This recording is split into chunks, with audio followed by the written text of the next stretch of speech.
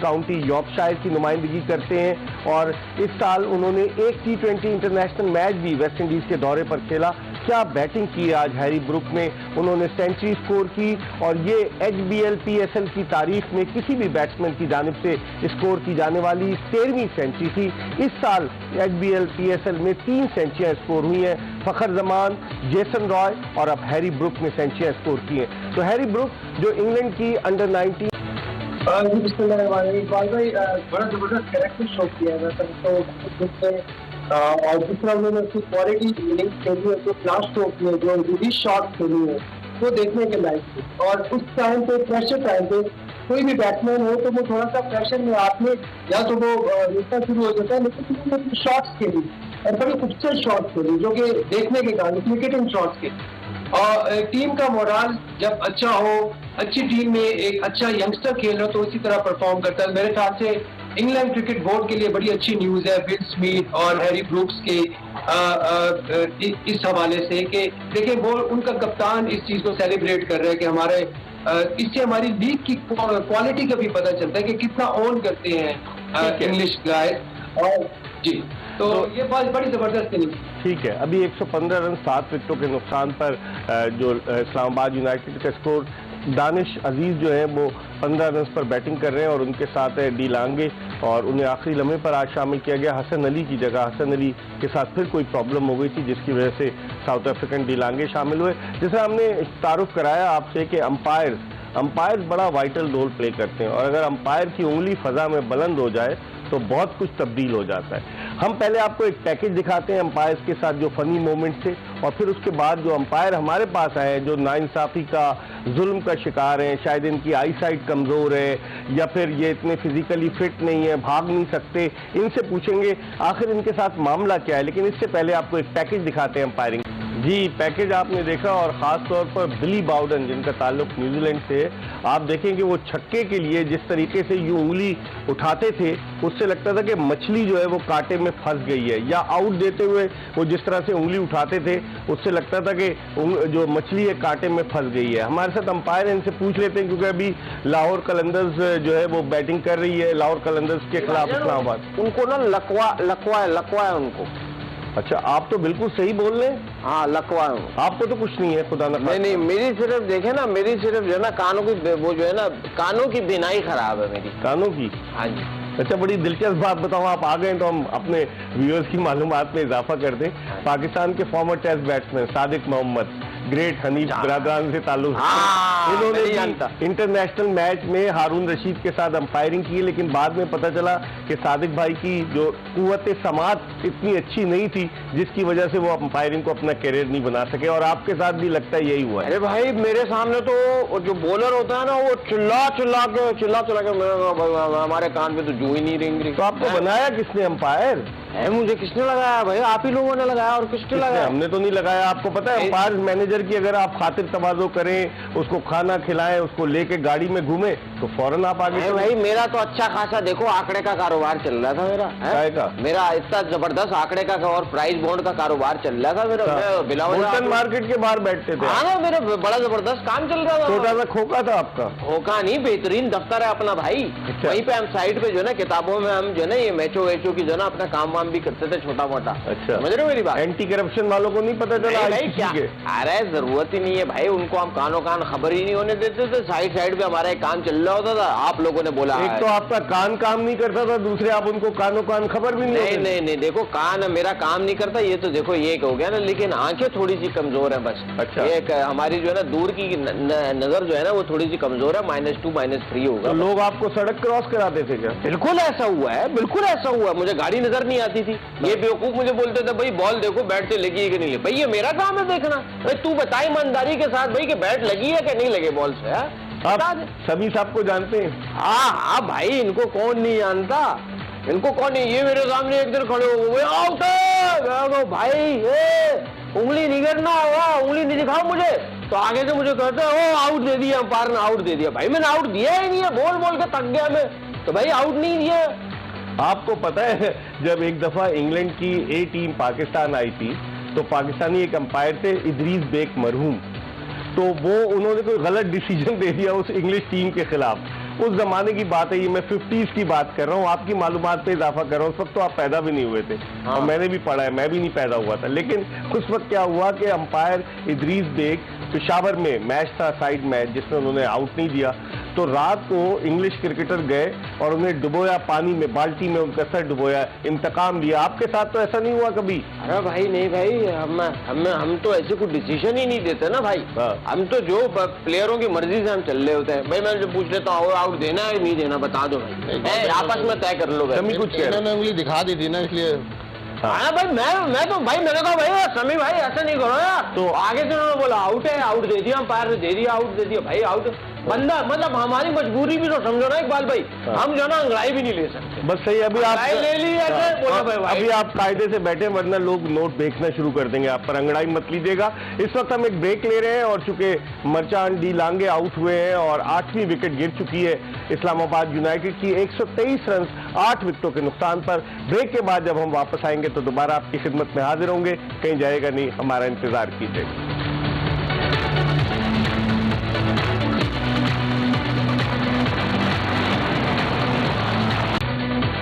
Break के बाद एक मरतबा फिर सर्फ एक्सेल जोश जगादे में आपको खुशामदीद कहते हैं। और इस वक्त फतह के बिल्कुल नजदीक आ चुकी है लाहौर कलंदर्स की टीम, क्योंकि 123 रन है इस वक्त इस्लामाबाद यूनाइटेड के, 8 विकेटें गिरी हैं, 19वें ओवर का खेल जारी है और 75 रन बनाने हैं। अब देखते हैं कि क्या होता है।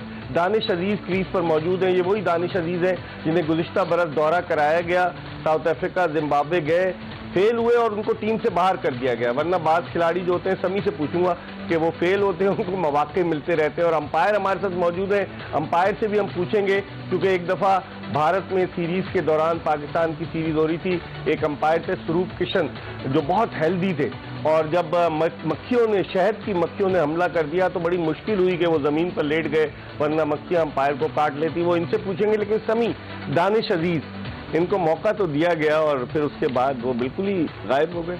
जी हाँ इकबाल भाई, बिल्कुल दानिश अजीज को मौका दिया गया, बिल्कुल गायब हो गए।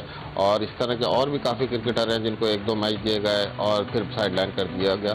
तो मेरे ख्याल में इकबाल भाई 1-2 मैच किसी के भी टैलेंट को या पोटेंशियल को जानने के लिए काफ़ी नहीं है। और इसके अलावा अगर आप देखे जाएँ तो ये सिलेक्टर, कोचेज और इन सब की ये थोड़ा सा है कि मैं कह रहा हूँ कम्युनिकेशन गैप है हमारे सिस्टम में, कि अगर आप तैयार नहीं करते किसी को, किसी ने परफॉर्म किया बस मजबूरी में उसको ले लिया, मतलब वर्कआउट तो नहीं हो रहा। एहसान अली को 2 मैच खिलाए फिर बाहर हो गया। जी हाँ बिल्कुल, इसी तरह काफ़ी क्रिकेटर हैं, साद नसीम है और इस तरह बहुत बड़ा अच्छा था वो T20। जी हाँ, काफ़ी क्रिकेटर हैं जो आए, 1-2 मैच खेले या सीरीज में रहे, 2 सीरीज में रहे और फिर ड्रॉप कर दिए गए विदाउट रीजन। नोमान अनवर था एक गुजरांवाला का, आपको याद हुआ, मुख्तार अहमद था, अगर आप नाम में आपको बताना शुरू करो, एक बड़ी लिस्ट है जो आए और चले गए। जी हाँ, तो ये है कि काफ़ी गैप है हमारा कम्युनिकेशन का, सिलेक्टर का, कोचेज का, कि एक प्लेयर का अगर उसमें पोटेंशियल है तो उसको ट्रैक डाउन करना चाहिए, उसको डेवलप करना चाहिए और उसको मज़ीद 2 स्टेप ऊपर नहीं लेके जाना चाहिए। लेकिन हमारे यहाँ ऐसा है कि बस कैप बांटी और फिर बुला दिया गया, इस तरह नहीं होना चाहिए इकबाल भाई।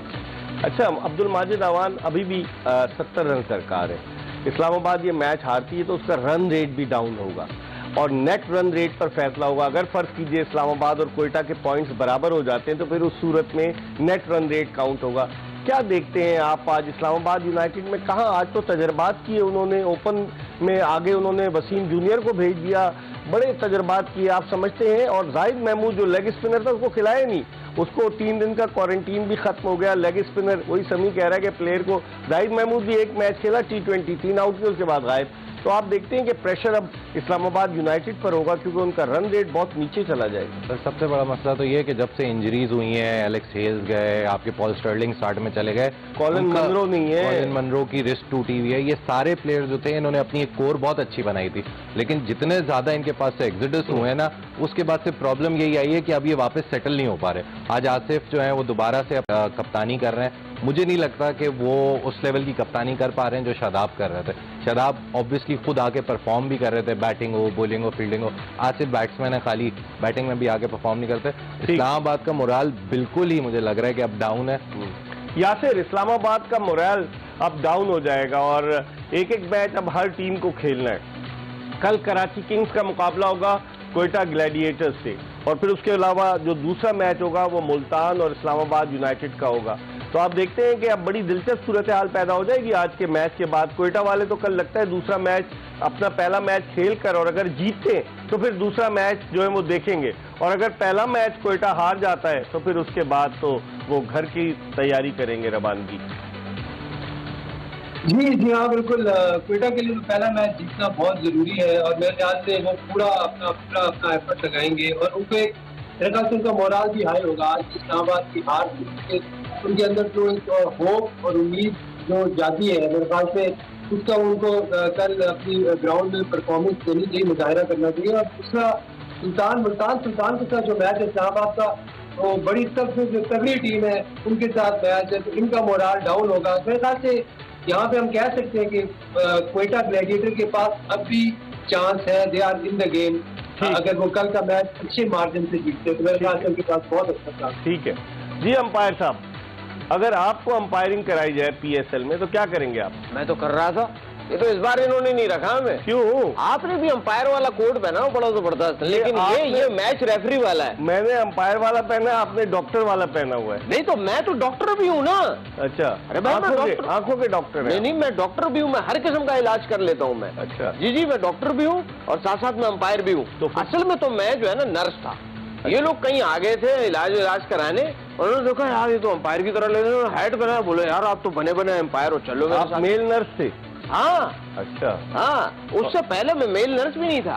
उससे पहले मैं वैसे ही एक दोस्त से मिलने चला गया था अस्पताल। उन्होंने कहा और उन्होंने मुझे किसी ने एक लैब कोट पकड़ा दिया। वो भाई वो कह रहे थे कि मैं जरा वॉशरूम से आ रहा हूँ, आप जरा पकड़ना। मैंने सर्दी लग रही थी, पहन लिया। उन्होंने जी आप, फिर वहां से मेरी नर्स अंपायरिंग का वही से आगाज हुआ। और आपको बताऊं, आपने जितना मेल नर्स का जिक्र किया, पाकिस्तान का एक क्रिकेटर है सुहेल खान, वो मालाकंड डिवीजन से आया, वो स्वात का इलाका है, वहां से आया और कराची क्रिकेट का शौक था। इब्तिदा में उसने एक बहुत बड़ा मशहूर क्लिनिक है वहाँ एज अ मेल नर्स भी काम किया। रात को वो ऊपर कमरे में सोता था और फिर राशिद लतीफ़ क्रिकेट एकेडमी में ट्रेनिंग करता था और फिर उसके बाद वो कहाँ से कहाँ चला गया। तो आप क्यों नहीं बने क्रिकेटर? ये तो मुझे क्रिकेटर बनने का शौक ही नहीं है, मैं तो अंपायर बनने आया ना। हाँ, अब इससे आगे, अब इससे जहाँ आगे। अंपायर असद रऊफ याद है? बिल्कुल बिल्कुल। क्या हुआ था उनके साथ? क्या हुआ था भाई? ये भी कहानी। अबे पॉपकॉर्न मंगवाओ एक और कहानी सुनो। मैं तो आपको देख के मुझे कहानियां याद आ रही हैं। उनको तो एक प्लांट किया गया था खातून को और फिर उनके बाकायदा वीडियो वगैरह बनी और उनको ट्रैप किया गया। आपको तो नहीं ट्रैप किया गया? भाई मैं तो अगर ये ट्रैप करना होता है इकबाल भाई। हाँ। नहीं, लेकिन अक्सर तो ऐसे इंसान जानबूझ के भी कर लेता है। कभी नोटों की गड्डी अगर आपको दिखाई जाए तो आप ट्रैप हो जाएंगे? ये तो जाहिर सी बात है। कौन से, ईद वाले नोट या असली नोट? नहीं, असली नोट। ईद वाले नोट तो हम दूर से पहचान लेते हैं। अच्छा, अब हम आपको बताते चले कि इस वक्त 9 विकेटें गिर चुकी हैं। 131 रन 9 विकेटों के नुकसान पर इस्लामाबाद यूनाइटेड, एक गेंद बाकी है और अब भी इस्लामाबाद यूनाइटेड को जो है वो 198 रन का हदफ मिला है। तो अब भी काफी रन है इस्लामाबाद यूनाइटेड के लिए, 67 रन उन्हें स्कोर करने हैं। समी अब तो मैच ऑलमोस्ट खत्म हो गया है और आप समझते हैं कि अब इस्लामाबाद यूनाइटेड पर दबाव बढ़ जाएगा। एक टीम जिसने कराची में क्या जबरदस्त टेक ऑफ किया, जब उनके सारे प्लेयर्स थे, उनके पास कॉलन मनरो था, उनके पास पॉल स्टर्लिंग था, एलेक्स हेल्स था, कहां से कहां एक टीम आ गई। इंजरी कहां से कहां ले जाती है? बल्कि सही कहा आपने कि इंजरी कहां से कहां ले आती है, लेकिन मैं फिर कहूँगा कि टीम सिलेक्शन भी इसमें मेन किरदार है। अगर आप देखे जाएं तो इस वक्त रहमान गुरबाज के साथ कोई प्रॉपर टॉप ऑर्डर बैट्समैन मुझे नजर नहीं आता इनकी लाइनअप में। सारे ऑलराउंडर हैं और जो बैट्समैन है जो लोअर ऑर्डर खेलते हैं। पर आज भी आसिफ अली को देखें तो नंबर 7 पे खेले, जब एवरेज 14 या 15 का ऑलरेडी गया हुआ था। तो यहाँ पे ये स्ट्रगल करते बाहर हैं क्योंकि शादाब खुद टॉप ऑर्डर खेले, तो अब इखलाक उन्होंने खिलाए थे टॉप ऑर्डर बैट्समैन, लेकिन वो नजर नहीं आ रहे, तो उनकी बैटिंग लाइन अभी तक एडजस्ट नहीं हुई। ठीक है, जो मैच है वो 66 रन से जीत लिया है लाहौर कलंदर्स ने। प्लेऑफ के लिए उन्होंने क्वालिफाई कर लिया है और उनके खिलाड़ी लाइन बनाकर खड़े हुए हैं क्योंकि ये राशिद खान का आखिरी मैच था। अब राशिद खान जो है वो चले जाएंगे अपनी टीम को रिप्रेजेंट करने के लिए बांग्लादेश, जहां अफगानिस्तान और बांग्लादेश की क्रिकेट टीमों के दरमियान 3 वनडे और 2 T20 इंटरनेशनल मैचों पर मुश्तमिल सीरीज शुरू हो रही है। राशिद खान ने आज भी बड़ी उम्दा बॉलिंग की, आजम खान को बिल्कुल उन्होंने बांध के रख दिया और उनकी विकेट भी ली, 13 विकेटें ली इस टूर्नामेंट में। अब राशिद खान की जगह फवाद अहमद को लाए, वो क्या करते हैं इस पर भी हम बात करेंगे। जब वापस आएंगे तो यासिर हमीद से पूछेंगे। एक ब्रेक की तरफ बढ़े और ब्रेक के बाद हम दोबारा आपकी खिदमत में हाजिर होंगे।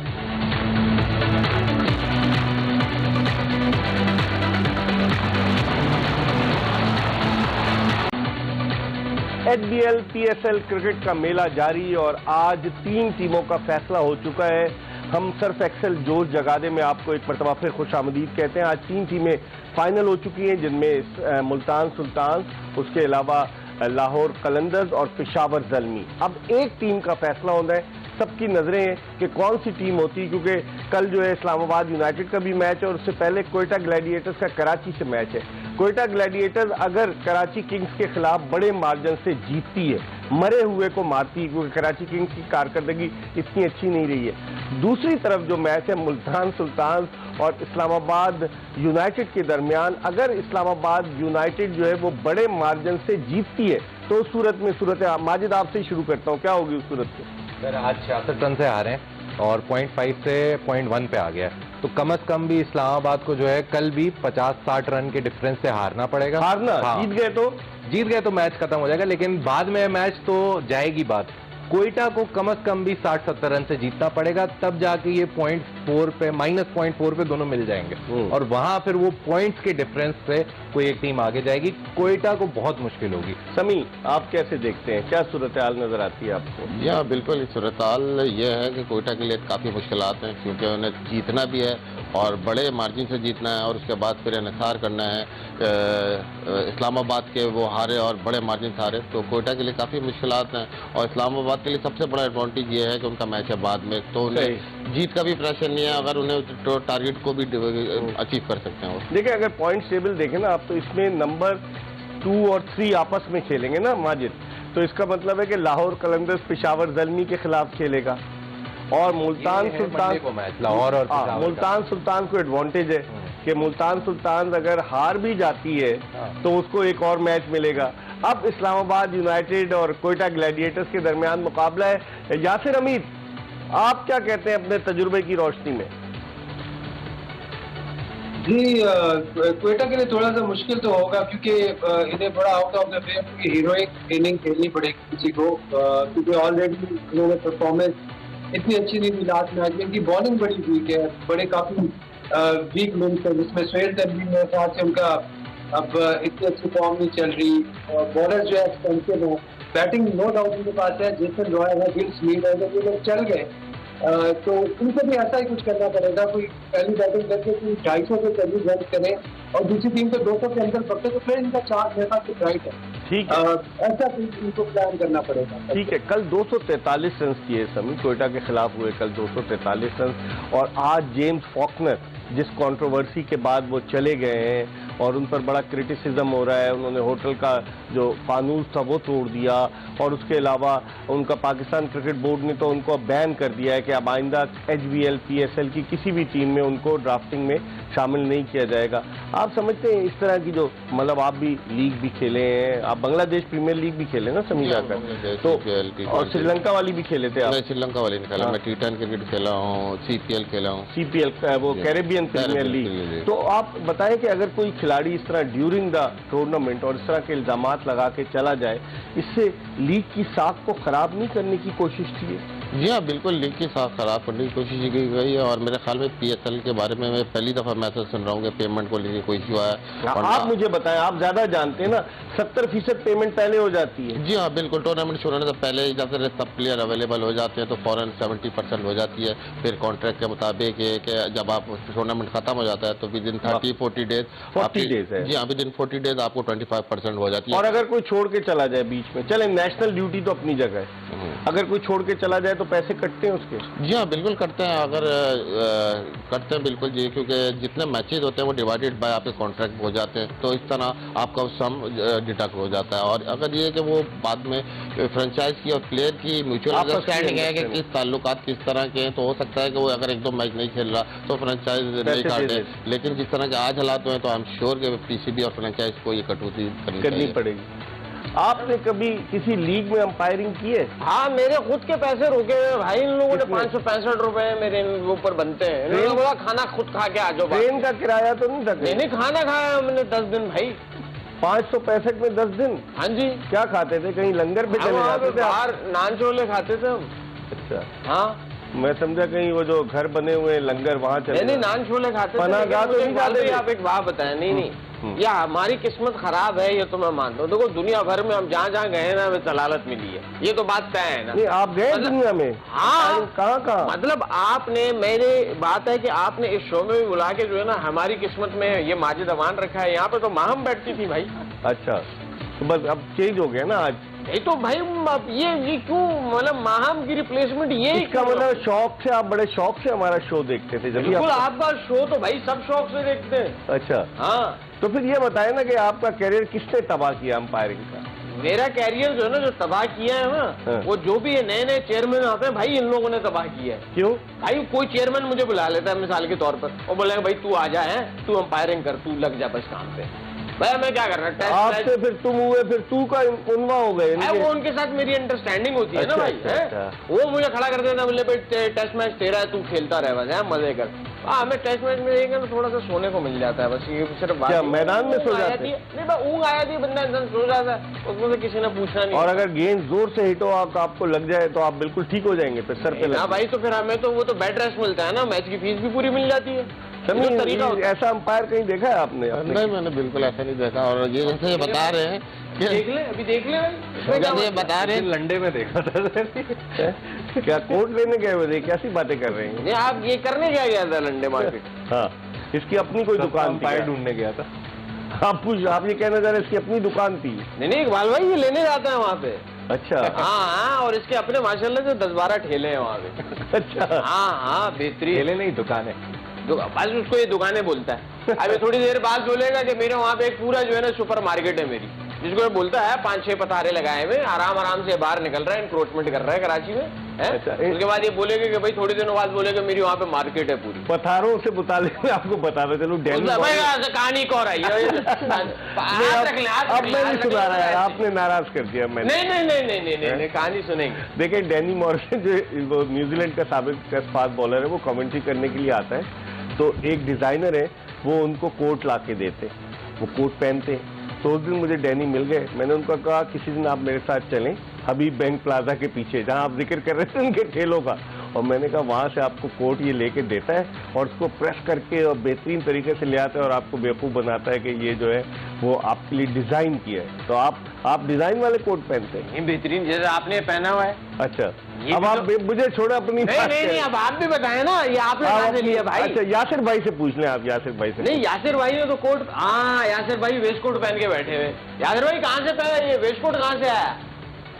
ये कराची की है, कराची के कोई डिजाइनर है, उनकी है। डिजाइनर कह रहा है ये, देखे ना, कहीं हबीब बैंक प्लाजा के पीछे वाला तो नहीं जिक्र कर रहा? ये मेरा भी डिजाइनर लैब कोट है, मेरा भी डिजाइनर का है, आपका भी तो डिजाइनर का है। हाँ, मुझे माफ कर दें, आप आगे चलें। नहीं ना, आप ऐसे माशाल्लाह आज ऐसे खूबसूरत लग रहे हैं ना। अच्छा, ब्लश कर रहे हैं, दूल्हा बने हुए बिल्कुल। अच्छा, ये माशाल्लाह, आपकी नजर तो कमजोर है, आप ये कैसे देख रहे हैं? नहीं, आपने खुद कहा मेरी नजर कमजोर है। चमक रहे हैं आप, 2 किलोमीटर दूर भी होते हैं ना, इस कोर्ट में चमक रहे हैं। चलिए, अब ये बताइए कि अब आपको कहीं अंपायरिंग का असाइनमेंट मिलेगा दुनिया में? ये अंपायरिंग मिल जाएगी, असाइनमेंट का नहीं पता भाई। असाइनमेंट का नहीं पता? अंपायरिंग मिल जाएगी। कौन सा वाला असाइनमेंट? बाज असाइनमेंट ऐसे होते हैं। जी, वो जरूरी है, वो भी जरूरी है जिंदगी में, बहुत ज्यादा जरूरी है। समी भाई को तो पता है। हाँ जी, पता है। और जैसे कह रहे हैं, इनको चेयरमैन साहब ने बुलाया था, तो इन्होंने ऑफिस जाके भी वहाँ 2-3 आउट दे दिए हैं। हाँ, मैं तो आउट कर देता हूँ, तो फौरन आउट कर देता हूँ। बैटिंग मिलने के लिए मुश्किल है। समी भाई ने नो बॉल कराई है, ये फ्री हिट होनी चाहिए आपकी। Free hit? फ्री हिट कर दें। अगर फ्री हिट होगी तो ये उल्टा आपको हिट ना कर देंगे, मुझे डर लग रहा है। ये बहुत तेज बॉलिंग कराते हैं भाई, ये तो बात मानिए। रिव्यू वगैरह थर्ड एम्पायर का है ऑप्शन, या वो भी नहीं है? आंखें कमजोर है, कैसे रिव्यू पे जाएंगे ये? आपने ये नहीं सुना? तो माजिद भाई लेंगे ना रिव्यू, तो माजिद भाई लेंगे। ये माजिद ने जो जाती की है ना हमारे साथ इस शो में, इस सीट में बैठ। यासिर से पूछ लेना रिव्यू के बारे में। यासिर भाई, आपने कभी रिव्यू लिया मैच में? यार नहीं, मैंने नहीं लिया, कभी नहीं लिया। इनको यकीन था कि मैं आउट हो गया। कल मैं रिसर्च करके आऊंगा, इसमें बताऊंगा। अभी हम एक ब्रेक की तरफ बढ़े और ब्रेक के बाद जब वापस आएंगे, प्रोग्राम का आखिरी ब्रेक है, हमारे साथ मौजूद है पाकिस्तान के former test fast bowler Mohammad Sami, Pakistan के former test batsman Yasir Hamid, Express Tribune के स्पोर्ट्स एडिटर अब्दुल माजिद आवान, और एक ऐसे अंपायर जो न सुन सकते हैं न देख सकते हैं, आज हमारे शो में मौजूद है। ब्रेक के बाद दोबारा आपकी खिदमत में हाजिर होंगे।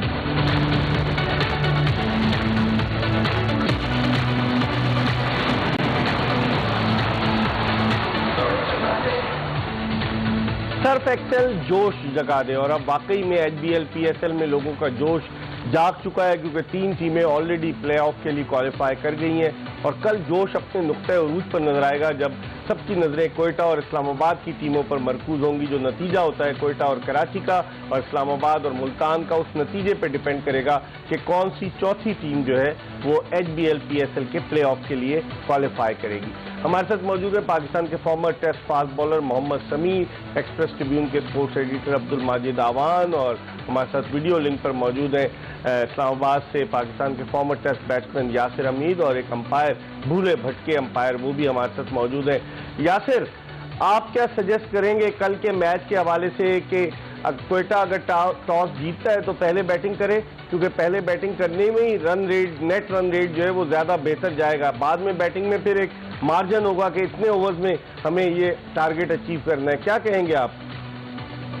उनको पहले बैटिंग करनी चाहिए, टॉस जीते, टॉस जीते हैं तो पहले बैटिंग करें, फुल ऑल आउट जाए, बिल्कुल अपने फुल थ्रोटल पे जाए और 250 के करीब पहुंचे, उसके बाद उनका कोई चांस मुझे लगता है ब्राइट, फिर उसके बाद ब्राइट चांस है, क्योंकि फिर नेक्स्ट मैच में इस्लामाबाद की टीम इस प्रेशर में भी होगी कि हम लोगों को रन रेट से जीतना। ठीक है, यही एक तरीका है। हाँ समी, जिस तरीके से अब आपकी क्या ओपिनियन है कल कोयटा और जो कराची किंग्स का मैच है? कराची किंग्स भी जोर लगाएगी ना, जाते जाते एक और कामयाबी अपने नाम समेटे, लाहौर कलंदर्स को हराया।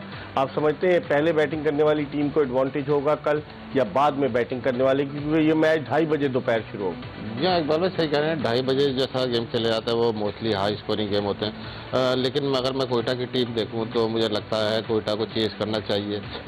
इसमें पॉसिबिलिटी ये है कि अगर आप उनको जल्दी आउट कर दें, और अगर जल्दी आउट कर दिया तो आप चेस जल्दी कर सकते हैं। जेसन रॉय उनके पास बैटिंग में है तो वो बैटिंग चेस ज़्यादा जल्दी कर सकते हैं अपना रन रेट अच्छे करने के लिए, तो मेरे ख्याल में चेस डाउन करना चाहिए उन्हें। माजिद, आपकी क्या ओपिनियन है? सर मेरी ओपिनियन थोड़ी सी डिफरेंट थी, लेकिन इनकी बात सुन के अब सही लग रहा है। कोयटा की बॉलिंग पे सारा आएगा सवाल। मैं बैटिंग पे मुझे उनकी कोई शक नहीं है, बैट्समैन उनके पास बहुत बेहतरीन है। होगी ना, सोहेल तनवीर नहीं परफॉर्म कर रहा, नसीम शाह में कंसिस्टेंसी नहीं है, कभी तो आउट कर देता है, कभी पिटाई होती है। नूर अहमद को वो लाए अफगानिस्तान का जो चाइना मैन स्पिनर है, वो कह रहे हैं ना कि बैटिंग करनी जरूरी है। मेरे ख्याल से बैटिंग वो कर लेंगे, उनको बॉलिंग पे फोकस करना चाहिए कि कल फिर उन रन को रोकेंगे कैसे, बड़े मार्जिन से डिफेंड कैसे करेंगे अपने टर्फ। आप जब टॉस के लिए जाते हैं तो क्या होता है? बात सुने, बात ये कि हमारी होती है किस्मत खराब, किस्मत पे आ जाए ना। टॉस तो बाद में बात करेंगे। टॉस को क्या है, टॉस अक्सर जो है ना हमारी जो है ना दोनों साइडें एक ही होती हैं, दोनों साइड पे हमने जो है ना ख्वाजा आजम बाबा लगा दिए। आपको पता है बड़ा मशहूर वाकया है 79 में एक और पॉपकॉर्न से मंगवाओ भाई, आ जाओ पॉपकॉर्न। 79 में पाकिस्तानी क्रिकेट टीम भारत के दौरे पर थी, तो कोलकाता टेस्ट था, जब उसका पुराना नाम कलकत्ता था, तो उसमें गंडापा विश्वनाथ और आसिफ इकबाल टॉस करने के लिए गए। इकबाल भाई, बीच में आपकी बात काट रहा हूँ, ये जो कंटप्पा को मारा किसने था? यार आप ऊंचा सुनते हैं ना, इसलिए मैं आपको नहीं बताना चाह रहा। ये तो कंटप्पा आप बोल रहे हो ना? कनकटा। कनकटा? हाँ। अच्छा, फिर क्या जानते हैं कनकटा क्या होता है? जानते तो होंगे आप। नहीं, बिल्कुल जानते हैं, कराची में रहते हैं भाई, क्यों नहीं जानेंगे। अच्छा, लेकिन वो टॉस के लिए गए तो अंपायर को उन्होंने कह दिया, आपस में दोनों चले गए ना, उस वक्त मैच रेफरी है, अंपायर का इतना अमल दखल नहीं था, मैच रेफरी था ही नहीं, तो उन्होंने कहा आप टॉस जीत गए। तो फिर उसके पर बड़ी बातें हुई, किताब में भी लिखा। तो आप भी ऐसा कुछ करते हैं?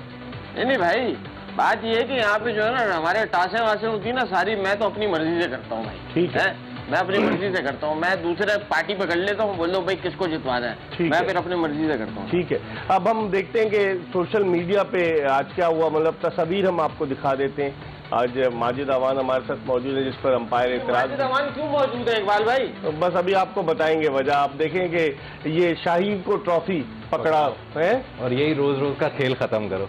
बाकी ये कह रहे हैं we are here to defeat burgers, ये मेरे ख्याल से लाहौर के फैंस से। We love cricket in Pakistan, PSL की वजह से क्रिकेट आई हुई है सर, हम हमेशा बात करते हैं। और ये भाई जो थे, ये बहुत, इन्होंने कैमरामैन को बोला खुदा के लिए मुझे मेरी जो है आज तस्वीर पे लाओ, मुझे बड़ा शौक है कि मैं किसी तरह स्क्रीन पे आ जाऊं। घर पे बता के आए होंगे ना कि आज मैं आऊंगा। मैं आऊंगा, लेकिन क्राउड आज बड़ा जबरदस्त था और राहुल कलंदर को फुल सपोर्ट था।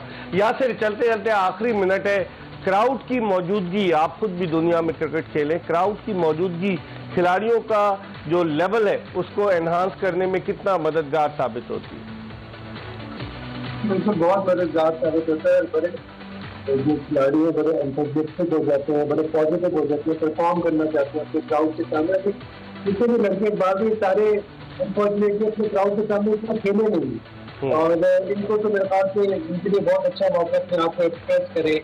और ये एक बहुत ही ख्वाहिश होती है हर क्रिकेटर की जो पाकिस्तान के लिए खेलता है, अपने क्राउड के सामने परफॉर्म करे, अपने लोगों के सामने परफॉर्म करे। बिल्कुल, मेरे ख्याल से ये एक बहुत ही अच्छा साइट है जो नजर आ रही है। ठीक है। कल 2 मैचेस हैं और कल पहले मैच में जिस हमने आपको बताया कि कोयटा ग्लैडिएटर्स की टीम मध्य मुकाबल होगी कराची किंग्स के, और दूसरे मैच में इस्लामाबाद यूनाइटेड मुल्तान सुल्तान्स के मध्य मुकाबल होगी। कल एक मरतबा फिर सर्फ एक्सेल जोश जगादे में हाजिर होंगे। अंपायर साहब को हम कोशिश करेंगे कल भी लेकर आएं, क्योंकि इनकी बिनाई कमजोर है, सड़क क्रॉस नहीं करेंगे तो इनको यहीं रखेंगे और कल इनको एक मरतबा फिर लेकर आएंगे। इसके साथ ही एक्सप्रेस न्यूज की ये स्पेशल ट्रांसमिशन सर्फ एक्सेल जोश जगादे अपने इख्तिताम को पहुंची। इंशाअल्लाह अगर जिंदगी ने वफा की तो कल फिर आपकी खिदमत में हाजिर होंगे। मिर्जा इकबाल बेग और एक्सप्रेस न्यूज की पूरी प्रोडक्शन टीम को इजाजत दीजिए। अल्लाह हाफिज।